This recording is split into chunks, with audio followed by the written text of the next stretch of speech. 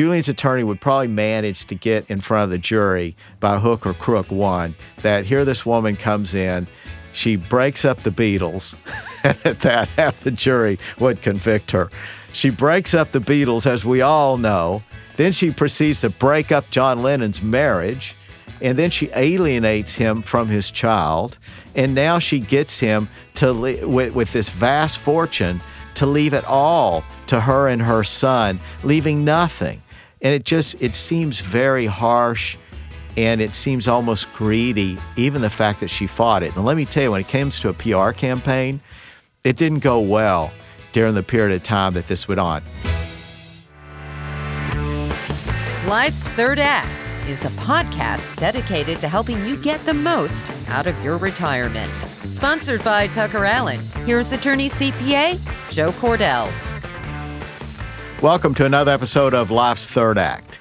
This week we're going to talk about the lessons to be learned from an artist that is perhaps among the most famous that we've ever covered, or as famous as anybody we've ever covered, and that is a Beatle, John Lennon. Yes, I suspect everyone agrees, you can't get much more famous than John Lennon. Although some of us who are fans of Frank Sinatra would suggest, you may be able to, but I realize I'm in a minority there. But we thought John Lennon offered an opportunity to talk about lots of fame, some complications in terms of divorces, children from two different marriages, a surviving widow/stepmom who had conflict with a stepchild, and which resulted in ultimately a settlement, but which might very well have been avoided. That sounds like a good prescription for discussion. So let's start with a little bit about John Lennon. I'm not going to insult you by suggesting you need to know who John Lennon is, although I will ask of Justin. Justin, you, I assume, are a fan of the Beatles. Of course. Who isn't? Yes. And you were born in what year? 80. 80?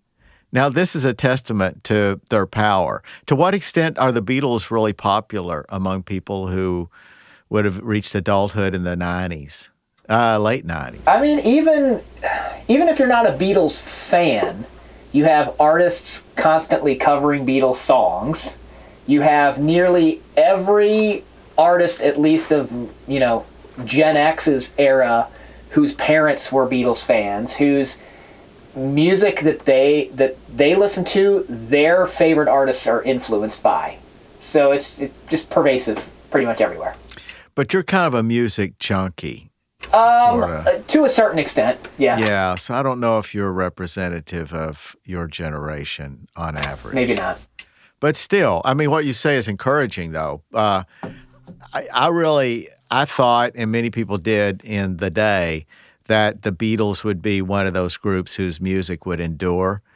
And clearly that's been the case. And I think the expectations are as great today as they were 50 years ago. We all sensed, even at the time, that there was something special, something very original about the Beatles. The Beatles just stood out as being a very, very innovative group. Now, there were others that we might have mistaken for greatness in the minds of posterity. Some, incidentally, their fortunes may be revived. That happens with artists. I mean, there's lots of tales of artists who in their own lives were largely neglected. Van Gogh, of course, most infamously. But there are a number of others who no one thought much of their stuff while at Vermeer, for example. There's lots of artists who were kind of discovered, sometimes many decades later. So I think when we think about musical artists, there may be some of that. I'm sure it was. If I knew more about classical music, I think I could give a bunch of examples. Maybe some of our viewers will make some of those comments. So we won't spend a lot of time talking about John Lennon's career with the Beatles. We know it didn't last much after that, but I do want to cover his life just generally to sort of set the stage for what's to come. So Lennon was born in Liverpool, England, 1940. He met Paul very young. They started a band called the Quarrymen. Quarrymen quickly became the Beatles. George came on soon after Paul and John had performed for a while together, and Ringo came on significantly later. But still, very quickly you had the Beatles formed and successful in these guys' very young life. I can't imagine being in that position. But you can see why often people self-destruct under those circumstances. I don't think we're equipped to have that degree of success and access to our wishes as liberally as a young rock star is. So John Lennon, he was primarily, he and Paul McCartney were essentially the major songwriters. One of the reasons that the Beatles, of course, broke up, a big factor, I'll say, among several, was that George felt that he had been shortchanged in terms of opportunities to write music, so he was really wanting to start writing, and so there was that pressure. So George was having conflict with Paul and John, maybe more with Paul, it's hard to say, in beginnings 2 or 3 years before they broke up. And many would point to Yoko Ono as being the primary factor in the breakup of the Beatles, and no doubt that was a huge factor. But anyway, we'll return to that in a second. I think that's become a pervasive phrase too, What do you mean? referring to girlfriends of band members as a Yoko. Oh, it's made its way into our lexicon. Of course, yeah, as a metaphor. Yeah, For somebody, particularly a girlfriend, who can potentially break up the band. Yeah. I wonder how many times that's happened. But Yoko did it so spectacularly and just boldly and unapologetically, So I don't think Yoko was ever popular with Beatle fans at any point. But I think less so for those who learned about the role that she played thereafter in terms of, inserting herself, as we've seen in this recent video. Who did the most recent documentary that was so great? Peter Jackson, the Get Back documentary. Yeah, Get Back. If you haven't seen that, it's great. But you can even sense then the sort of omnipresence of Yoko.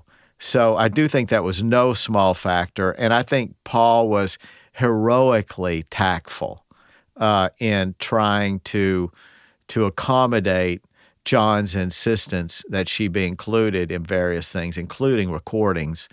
And Paul, to his credit, to his surprising maturity at that age, recognized, I think more than anyone else, recognized that they had something very, very special going and that they don't want to screw it up.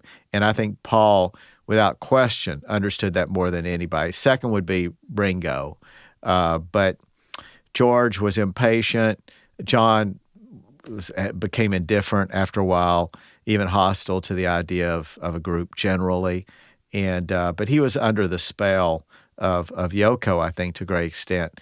But anyway, so Paul did all he could to try to hold it together. I really respect Paul in that. And what's ironic is that Paul went on to have more independent success than any of them.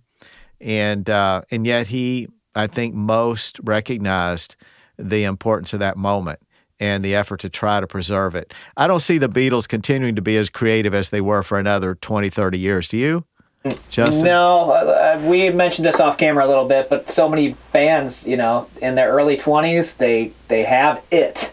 And it just kind of slowly declines a little bit. It's hard to keep that thing going. Yeah, it's rare to see. I think of the Stones, for example. It's like they're still making music, but it just doesn't have that thing anymore. No, that magic, Exile on Main Street, and they put out some really original novel stuff, not on the level of the Beatles. I think the Beatles are just, and hopefully many of you as in the audience agree with me that they're, even if you don't like their music, I think there are a lot of people, Justin, who don't like the Beatles' music, but when they listen to that early stuff, if they know anything at all about what was going on with their peers at the time or in popular music and see how creative and innovative and progressive it was, then even those people who don't particularly like the songs, and I that even applies to me for some of the stuff on White Album. I listen to that and I think, wow, that seems so strange. But but I can still recognize, it's like listening to great classical music. You'll listen to some composers and it's great. You trust that it's great, but you'll acknowledge it and then not want to listen to it anymore. There's plenty of things that I really respect the artist for their abilities.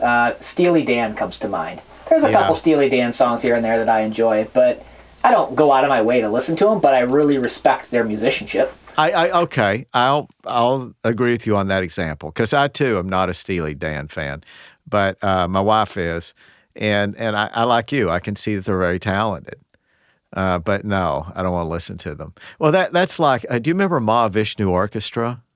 Yes.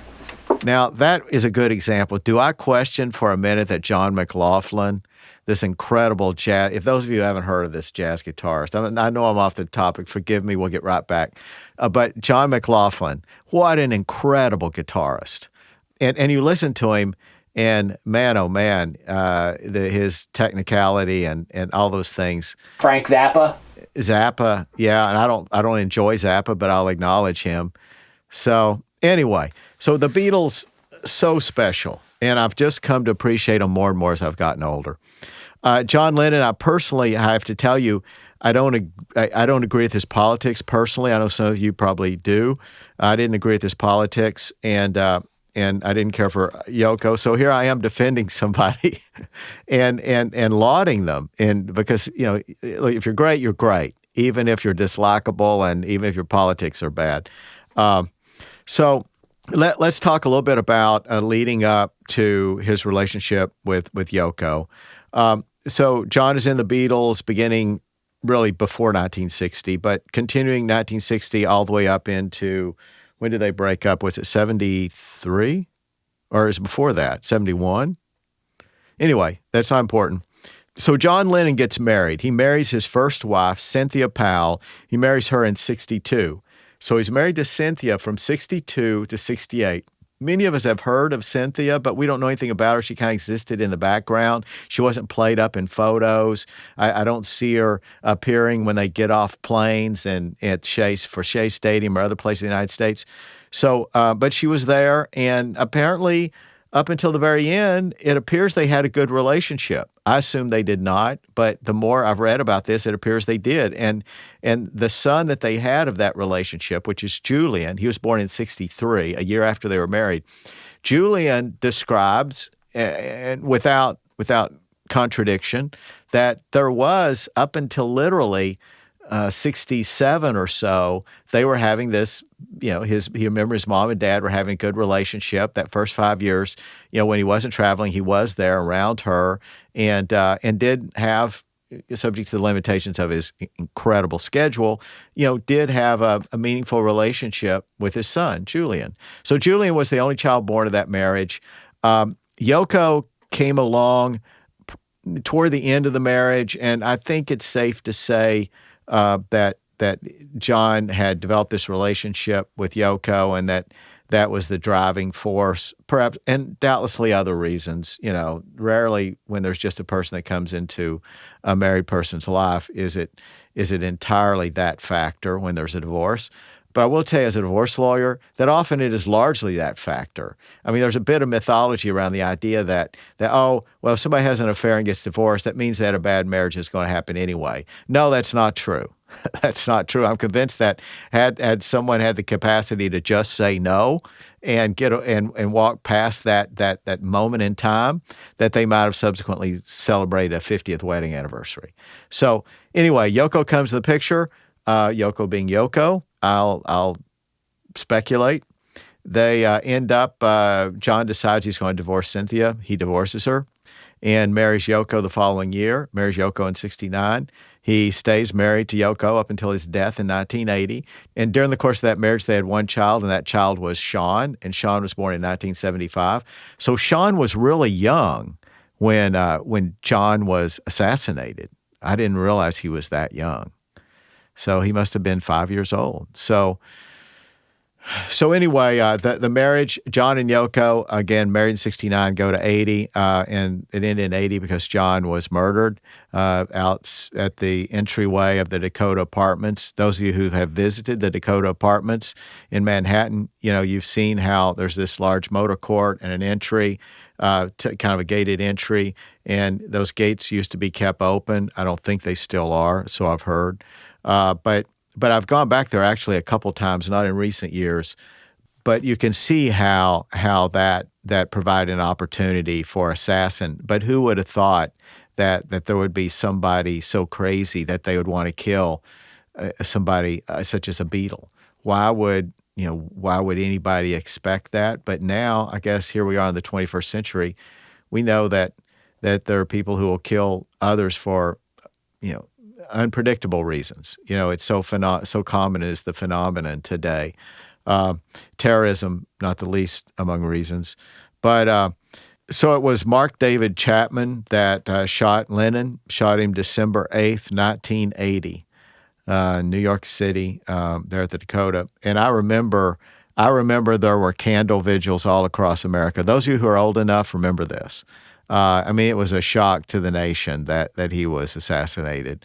And what was all the more frustrating was the fact that it made no sense, that it was just a person who wanted attention. Some associated with the book Catcher in the Rye. I think that was suggested that there was some relationship with the character in that book.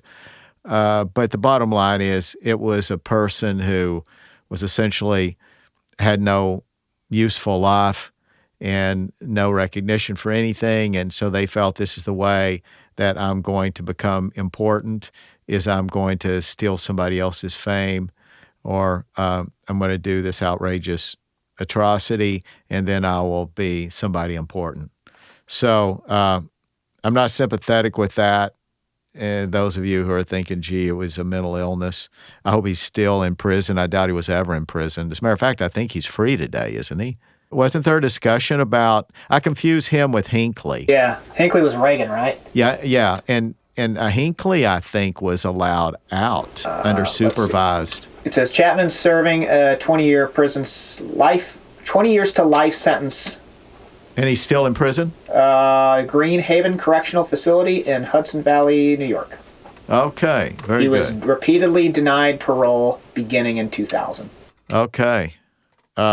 I'm encouraged by our justice system. I need some encouragement on our justice system. But okay, so let's move forward and we'll talk about the estate planning issues. So it does seem that there was originally a will that was prepared about 10 years before John Lennon's death, around 1970, but that's not been corroborated. If there was, then that will was succeeded or replaced by a subsequent will, and that will was about 13 months before John Lennon's death. It was a will, and there also was a trust, apparently a revocable trust. Now, what surprises me here is what I've seen in a couple other cases that we've talked about, is that you would expect somebody with an estate of this magnitude, and it was huge. It was around, the numbers vary, the estimates, but 800 million is the most common number you'll see when you look at comments from those who were either involved or reported on the litigation. So around 800 million bucks. Think about it. Now, was that in that 80s money? Exactly, 80s money. And I know that I've seen some of those that suggested it was a conversion. So it was 1980s money, which isn't surprising because, keep in mind, there was, whatever you want to say about Yoko Ono, she seems to manage money well. She is the daughter of a wealthy Japanese banker. She didn't grow up poor. She apparently has a good financial head on her shoulders, and as a result, by all accounts, have managed well Lennon's fortune. And she bought a cattle farm in upstate New York of some 600 plus acres and ran cattle on it. It's hard to imagine her, running a cattle ranch, but somebody ran it, and I'm sure that she had some involvement, of course, as managing the estate. But she chose, oddly enough, her investment style was a little idiosyncratic, but her instincts seemed to have been good in a lot of ways. She did buy several trophy properties, trophy estate in England, Sussex, I believe. And she had a trophy property in Miami or Palm Beach. She had several others, but she also invested in art and archaeological products or items, I'll say, whatever you call those things that are dug up and such as Egyptian artifacts. She would invest in these things, and it turns out that these investments that she made increased substantially in value. So she had an eccentric taste, but perhaps a good taste in that I do believe she has great artistic sensibility. Musically, not so sure, but if we're talking about visual arts, I'm convinced that she has some talent in visual arts. So she made a bunch of investment decisions over time, and by all accounts, it wasn't John who had anything, which we all believe that, right? He was the son who said, imagine, we have no property, we own nothing. So John was, I think, very, I won't say quite indifferent, but I would say that he didn't take much interest in his estate. But I think that Yoko took enough interest for both of them, and apparently succeeded mightily.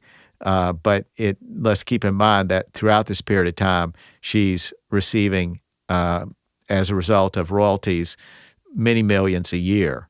And those probably continued. I'm sure they continue to this day. So just as an example, it was estimated that in 2019 that, and this was a New Yorker estimate, I think, or a Wall Street Journal. No, Forbes, I think. A pretty reliable estimate that the income just from royalties in 2019 was north of $14 million. So that's not going to go down. I would argue that's going to go up over time. So she, to her credit, I think that she enlarged the estate, but you have to remember that it would be hard to have the estate not go up when you have a faucet that's pouring the kind of money into it every month that was being poured into it from the intellectual property, the royalties associated with the Beatles, with John's interest. So still, in fairness to her, it went up, it didn't go down. So, she could have been utterly profligate, as, sometimes spouses who come onto the scene manage to do that to some of our great celebrity subjects that we've had on this show. We've talked about that happening. So in this case, John is probably substantially richer as a result of her. So I mentioned that they have a child, and this child's 5 years old. So John has created an estate plan in which he has named two people as the sole beneficiaries. And that, not surprisingly, is Yoko, and the other is Sean, not Julian. Remember the child from the first marriage, Sean, who's approximately 5 years old at his death. And there was, rather than being created, as I would have suspected, an irrevocable trust, it seems that there was just the revocable. So it might be that the tax planning, they just didn't want to fool with. It's possible that there was tax planning, that there was an irrevocable trust, and we don't know about it. That's possible. But I saw no mention anywhere of any suggestion, even in the court documents, where sometimes there'll be a reference made to something, even though you don't know the contents. But I didn't see any reference to an irrevocable trust. So on the one hand, I'm a little surprised, given the size of the estate, that wasn't done, and knowing how businesslike Yoko is. But it might have been that she concluded that the constraints associated with that trust was something she didn't want to live with. And that's true. You have constraints with a trust, and she may have wanted more autonomy with those assets. And let's face it, my suspicion is she had the autonomy of an owner of everything, even while John was alive, and certainly when he was gone. And if there were a trust in place, it would definitely have restricted her range of decision-making regarding those assets. Maybe that's a reason. I'm speculating. But anyway, there was just a revocable trust, and there was a will, and the will had some direct language that disposed of some things, but for the most part, it's what's called a pour-over will, in which case, you have what's called a residuary clause, and the will's main main function is to be a sort of a funnel that takes whatever ends up in the probate estate that wasn't already in the trust, and like a funnel just dumps it into the trust, and then it's governed by the same rules that whatever you had in the trust when you were alive. Again, we're talking revocable trust. Whatever you had in your trust when you were alive, is those terms and provisions still apply. So it's just moving money from probate into the trust after you pay, incidentally, a chunk of taxes, as I'm sure they paid a ton of taxes here at this time. Let's see, 1980, what were the rates? I wasn't practicing law then, but the rates, I think, were pretty high on estates. I mean, I think, in other words, the exemption would have been low. So if the exemption was around $500,000, maybe $1 million at the most, it's a very steep tax rate whenever you're looking at probate and gift tax rates. I mean, you go just from 0 to 40% like that. And as a result, people try to avoid estate and gift tax for that very harsh reason. So I should mention this. During the course of the divorce, whenever John and Cynthia were divorcing in 1968, it was contested. There was conflict. Depending on who you listened to, it might have been that John took a very harsh position. I tend to believe that story. That's Julian's story, and it was Cynthia's story that he was just very aggressive and unwilling to give any more than he had to give. And I tend to believe that characterization because I think that Yoko, back to Yoko's name, but she was there and she was in the background, and people being what they are, we have to suspect she influenced events. I think we'd be naive to think that, and that I think for that reason, John was probably persuaded that his position was righteous and right and fair, and that he shouldn't give her a nickel more than the law was going to absolutely require him to give. So it wasn't a generous divorce. Often what I've seen as a divorce lawyer, it's a very common phenomenon where the man has had an affair and he's leaving his wife, and especially where there's a child involved, the guy will feel some measure of guilt, and he will, as a result, err on the side of generosity that he perhaps later regrets.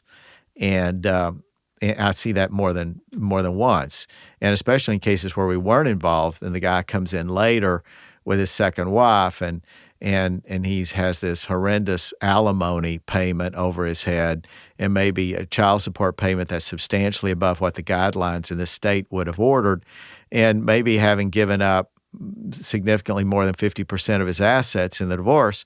And so his second wife is there, and she's, she may have been sympathetic with the deal at the time, probably not, assuming she was around at the time, but she's certainly not happy with it now, and neither is he. And he's hearing from her every month about the fact that he's having to pay out, he's handing out all this money to what she regards as her nemesis or something of that nature. So he says, what can we do about this?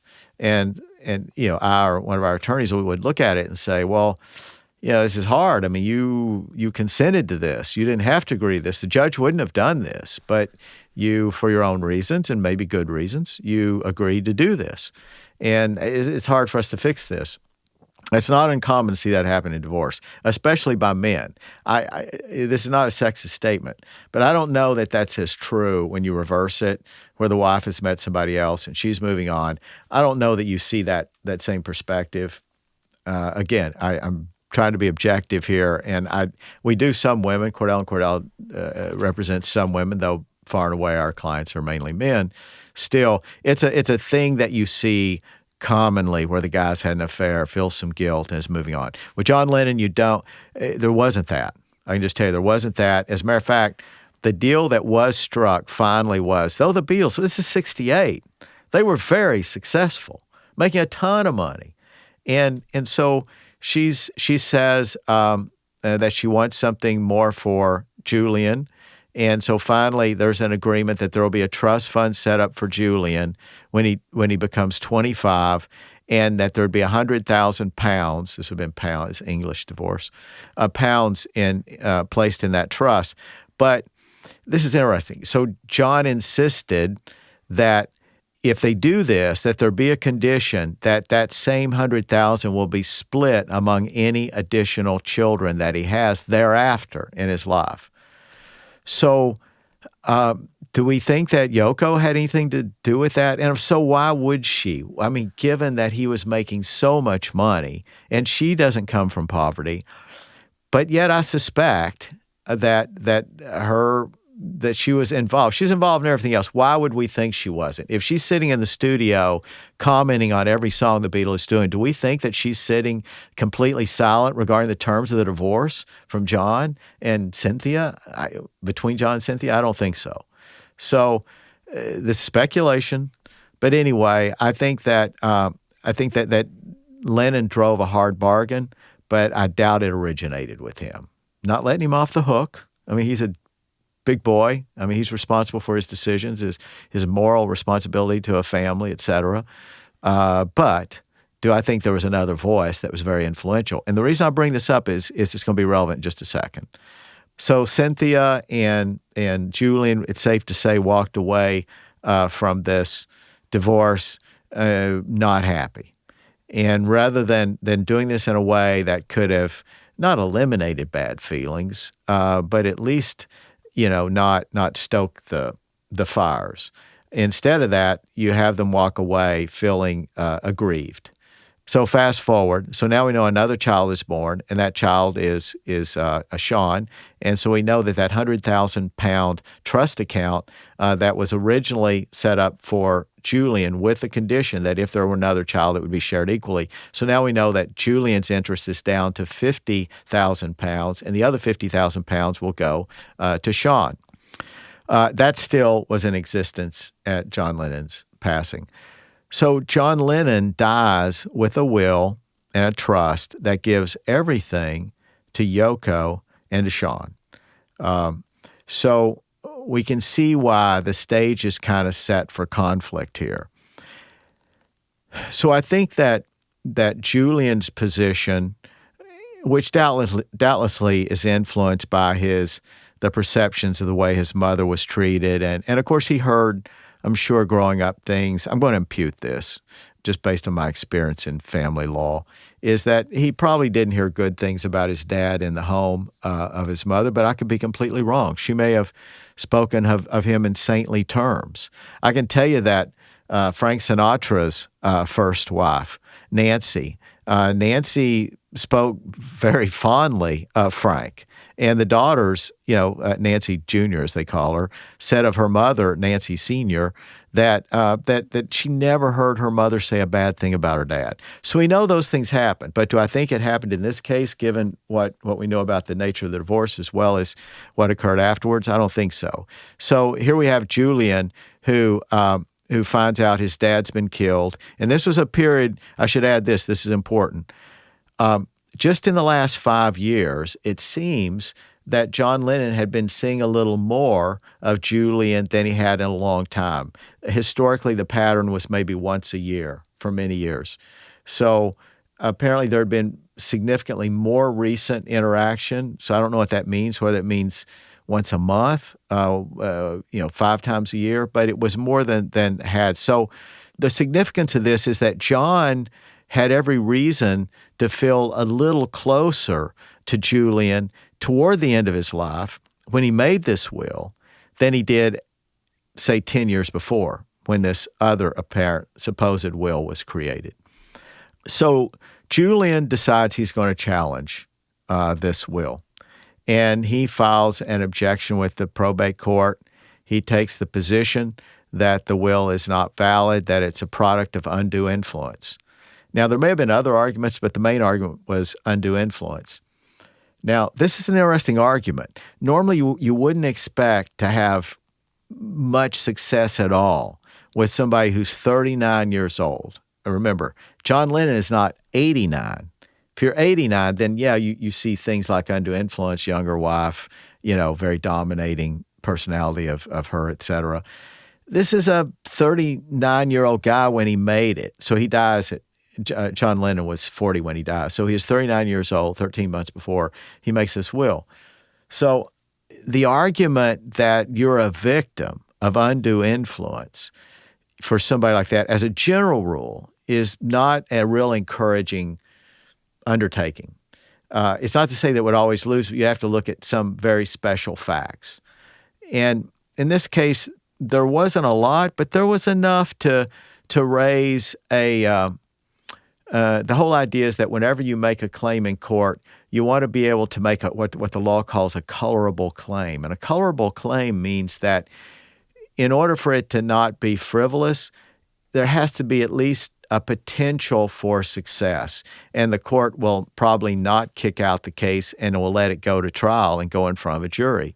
So I do think he had a colorable claim. And the idea was that his dad would not have knowingly excluded him entirely from this vast fortune, given that their relationship had never, certainly had never been closer since the divorce. Maybe it could never been closer. But I think that says something, but its only promise is when you throw in other information. And the other information is that John Lennon was tuned out. He was not involved in managing any of his finances. My suspicion would be, and I don't know this, I'm speculating, that if this went to trial, it would turn out that Yoko Ono had picked out the lawyer. I would bet that Yoko Ono made the appointment to go to the lawyer. I'll bet that she did most of the talking in that meeting. You may not be able to get that into evidence. Maybe you could. In other words, believe it or not, some things about who makes an appointment, even some things that are said in a meeting with a lawyer, it's not all protected. Now, generally, the substance of what you say to a lawyer is protected, but things like who you had sitting in the meeting is often not protected. And it could very well be that you would get in front of a jury the fact that she was stage managing this entire project to get this estate planning done. And it may even be that he didn't sign it there, or if he did sign it there, that it wasn't read to him out loud. There are things you can do to anticipate this sort of cause of action. I doubt she anticipated this cause of action. And so it's not as if they were doing this looking over their shoulder preparing for a will fight. And I think that's what made her vulnerable, was she never saw this coming. And I don't think that they did this in a way that they could have to firm it up, to make it more bullet resistant to somebody such as Julian, a child from a prior marriage, who wants to challenge it. So big picture is you have this person who's dominating all the business affairs of this couple. It may be help if I have you imagine shifting genders here. So you have let's assume a socialite who is, I'm going to go with the worst stereotypes here from, say, the 1940s. So somebody who knows nothing about business or has no interest in business, and this guy who's a CEO of a big company, and he brings documents home for her to sign, or even takes her to his business lawyer, and she just, willy-nilly signs it. And then later, if it turns out that she's disinherited some of her kids, I mean, wouldn't a jury find it believable? Kids from a prior marriage, let's assume. Wouldn't a jury find it believable in that scenario, when I put it to you that way, that, it could very well be true that she didn't know that she had just signed out of getting anything, the children from a prior marriage. So now let's just forget genders for a minute. And Lennon was just completely disengaged from business. He had no interest in it. And she did. And so she was running all the business affairs. And keep in mind, this is a woman who has a history of breaking things up. Now, I'm being harsh here, but I'm assuming the role of the advocate for Julian. So Julian's attorney would probably manage to get in front of the jury by hook or crook one, that here this woman comes in, she breaks up the Beatles, and at that, half the jury would convict her. She breaks up the Beatles, as we all know. Then she proceeds to break up John Lennon's marriage, and then she alienates him from his child.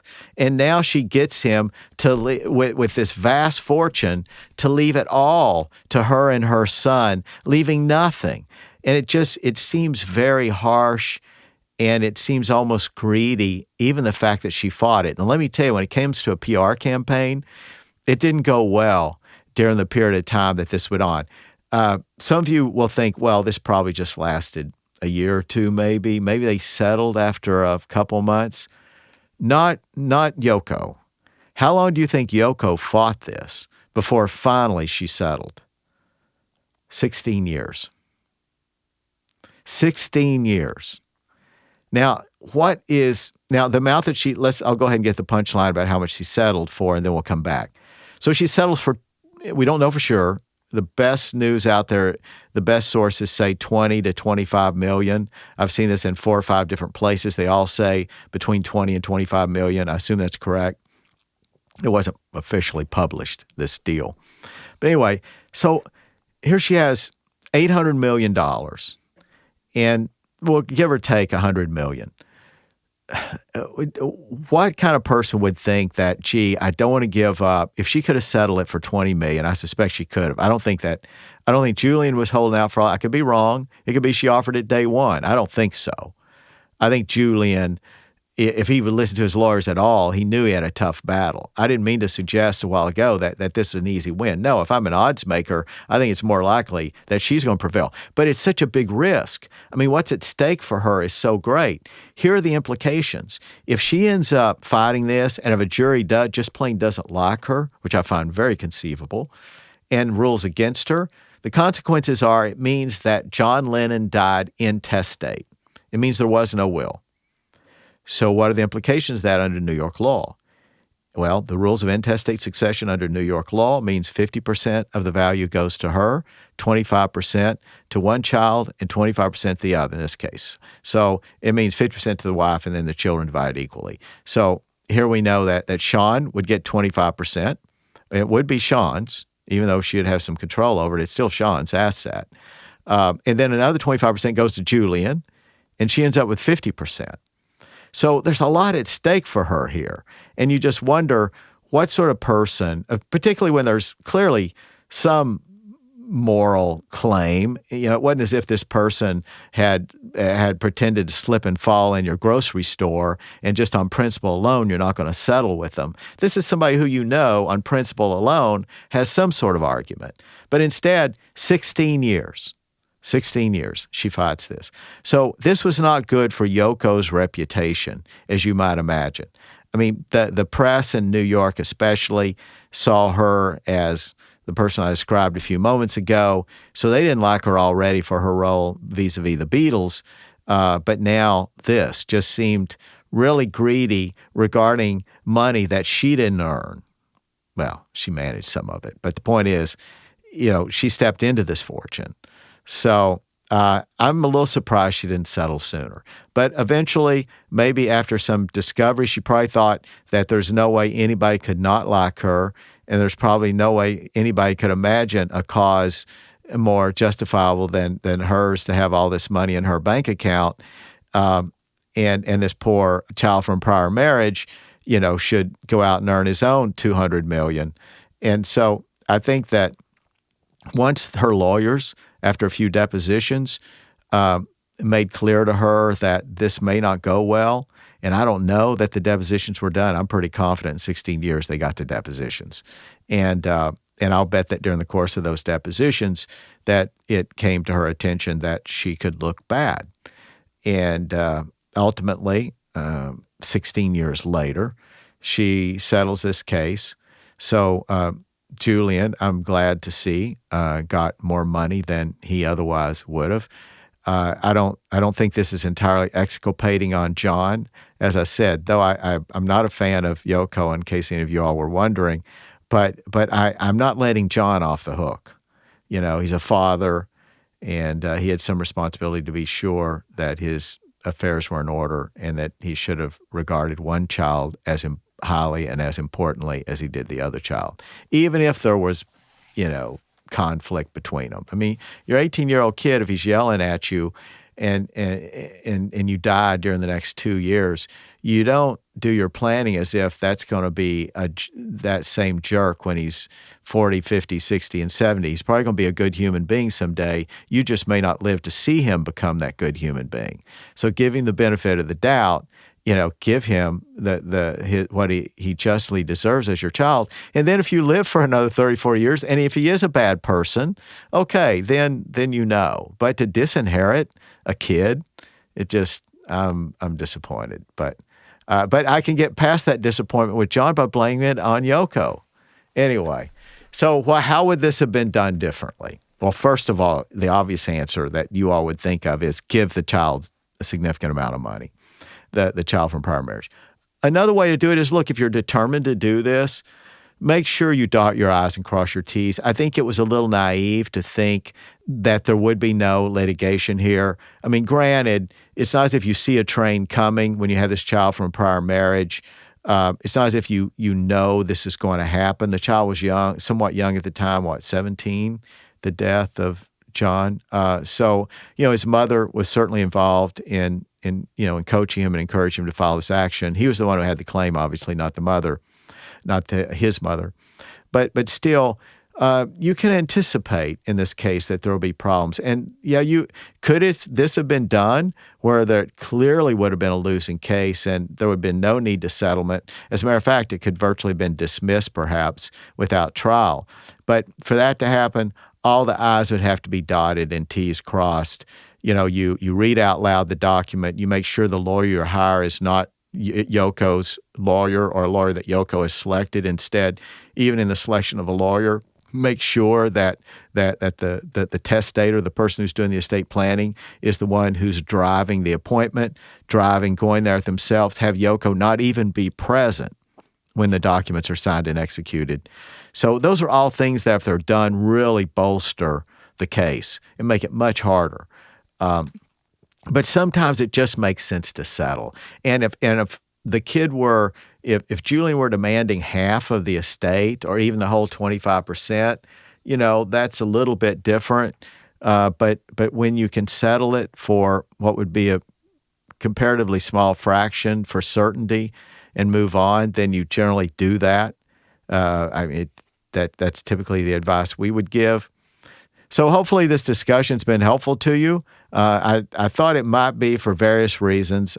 Most people are interested still in the Beatles, and John was probably, perhaps, I think he was the most mysterious of them all, and perhaps the most interesting of them all. And the fact that he shot, a very, very tragic thing, and then of course this litigation that occurred after his death. But I hope there was lessons to be learned here. I hope you join us next time for another episode of Life's Third Act. Take care. You've been listening to Life's Third Act, a podcast for thriving in retirement, sponsored by Tucker Allen, your estate and elder law advisors. Each week, we discuss topics and answer questions to help you better plan for your future. For more information, visit tuckerallen.com. Subscribe and listen again next week for another edition of Life's Third Act. The choice of a lawyer is an important decision and should not be based solely on advertisements.